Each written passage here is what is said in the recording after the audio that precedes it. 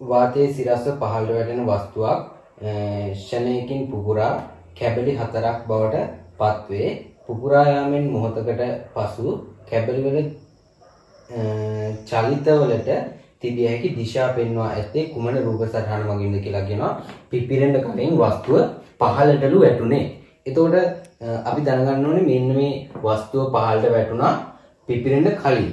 පිපිරුණාට පස්සේ මෙන්න මේ වස්තු කොටස් වල සංප්‍රයුක්ත වේගය පහළට තියෙන්න ඕන. එතකොට වස්තු කොටස් වල සංප්‍රයුක්ත වේගය පහළට තියෙන්න පුළුවන් කොටසක් තමයි අපි තෝරන්න යන්නේ. මේ පළවෙනි රූපේ ගත්තාම මේ දෙකේ සංප්‍රයුක්තය මේ පැත්තට තියෙනවා.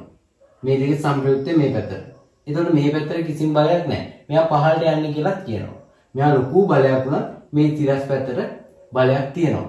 ඒක මේ පැත්තෙන් අඩු වෙන්නේ නැහැ. එතකොට මේ උත්තරේ ගන්න බෑ. මේකෙත් මේ තිරස් බලයක් මේ පැත්තට තියෙනවා. මේවා අනිත්‍යව සිරස් බලය. ඒ කියන්නේ මේක සංප්‍රයුක්තය කවදාවත් සිරස් වෙන්නේ නැහැ. තිරස් බලයක් තියෙන ඉඳ ආනත සංප්‍රයුක්තයක් අපිට හම්බෙන්නේ. මේ තුන්වෙනි උත්තරේ මෙන්න මේ තියෙන ප්‍රවේගයට මේ කොටස විභේදනය වෙලා මේ පැත්තට ආනත ප්‍රවේගයක් මේ පැත්තට ප්‍රවේගයක් එන්න පුළුවන්. එතකොට මේ ප්‍රවේගයේ මේක ලොකු එකක් වෙලා මේ ප්‍රවේග විභේදන සංරචකයක් වෙලා මේක අයින් කරලා දාන්න පුළුවන්. එහෙම වෙලා සිරස් ප්‍රවේගයක් එන්න පුළුවන්. හැබැයි ඒක සිරස්ව එන්නේ උඩට එන්නේ.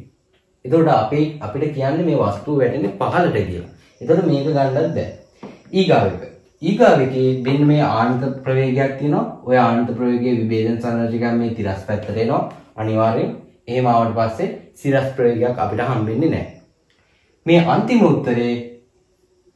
උත්තරේ ගත්තාම අන්තිම උත්තරේ මෙන්න මේ එක වගේ තමයි හරියට. මෙන්න මේ බලය ගොඩාක් ලොකු වුණොත් මේ තිරස් බලය කැන්සල් වෙලා ගියා. මේකෙත් මෙන්න මේ තියෙන ආනත බලය ලොකු එකක් වුණොත් එහෙම මේ පැත්තට විභේදන සංරචකයක් වෙලා මෙයාත් එක්ක ගහමරාගෙන එයාව අයින් කරලා දානවා. එතකොට අපිට ඉතුරු වෙන්නේ සිරස් බලයක් විතරයි. ඒක පහළට බලයක් එන්නේ. එතකොට ඒ උත්තරය අපිට හරි උත්තරයක් කියලා ගන්න පුළුවන්. මෙන්න මේක තමයි අපේ උත්තරේ විදියට හම්බෙන්නේ.